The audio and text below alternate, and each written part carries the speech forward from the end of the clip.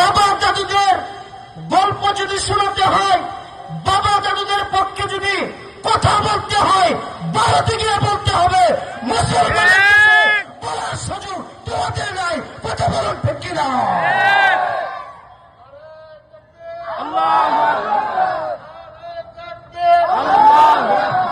ইসলামের শত্রুরা, ইসলামের শত্রুরা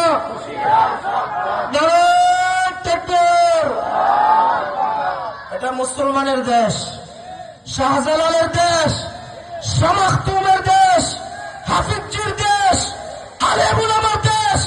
ঠিক না ঠিক?